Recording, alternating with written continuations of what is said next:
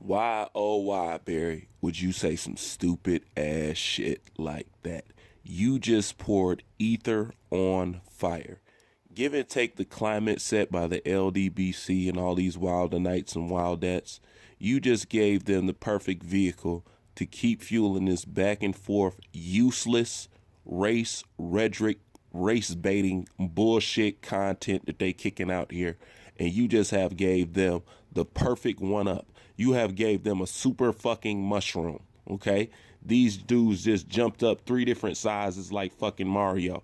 Now they finna come pounce all over your fucking comment because of what you said. Number one, Eddie. I mean, not Eddie. I mean, Barry. The reason why that was so fucking reckless, irresponsible, stupid, unprofessional, insensitive is because you were sitting next to a black man and you decide to use the slave master slave analogy to describe your relationships between you and boxers. Boxers, a sport where predominantly all of the boxers are either black or Mexican, aka minority, which is primary black. It's a sport that is built off of blacks primarily, and you use a slave master slave analogy on TV while sitting next to a black man. The person who really needs to be apologized to and the person who really should be offended more than anybody else should be Dillan Whyte, because he's the one who had to sit there next to you while you made that dumbass comment, and he had to sit up there and pretend like he had a smile and he wasn't fucking embarrassed by what the hell you just said. You can't tell me Dillan Whyte wasn't embarrassed by that. He just didn't know how to fucking react. So that's super insensitive on your end. Another thing, people can take this from a psychological standpoint of view and say, no, Barry Hearn just told you how he really looks at things. And for the most part, I can't even say that they're lying, because the fact that you were that blind shows that you was that comfortable. You were that comfortable because it shows me that's not the first time that you used that analogy before. Do you understand that's like using the Adolf Hitler analogy while sitting next to a Jewish fighter? Do you know how offset that is? And being that the whole world turns upside down anytime somebody has an anti-Semitic or anti-Jewish comment, I cannot get mad at another demographic if they want to take it to the same extreme that everybody else does. Because I'm really getting sick and tired of these promoters walking around aimlessly, acting like they're too stupid and they don't know what to say in front of a camera, and everything seems to be, for the most part, aimed at race, but it's all accidental. Yeah, I will say this. In America, when it comes to comments that offend people of color, especially black, everything's accidental. I'm pretty sure the Gucci shit was accidental, right? You know what I'm saying? Everything is accidental and everything's supposed to be eased over, and black Americans are not supposed to take things to heart while already being a hypersensitive race due to the statue of white supremacy in America. You know, and then you got your son out here fighting an uphill battle with a group of people who's trying to sabotage him and his star athlete because they have a problem with, hell, I don't even know what their problem is. But the whole point is they use race to fuel every angle that they're coming from. And Barry, you sit up here and gave them all the batteries that they need.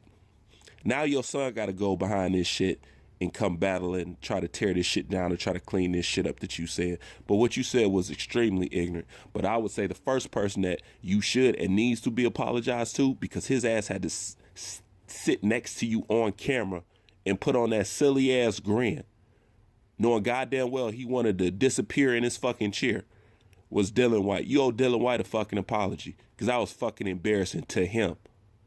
You know what I'm saying? It was insulting to everybody else, but it was embarrassing and insulting to Dillan Whyte.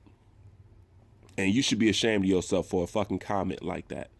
And then, to make matters worse, this is what you did that made it even worse, Barry. This is what you said right after it. See, things have changed. Now they're the boss. Now I have to respect him. Now I have to pay him more. That's the kind of shit you gonna say right after saying that.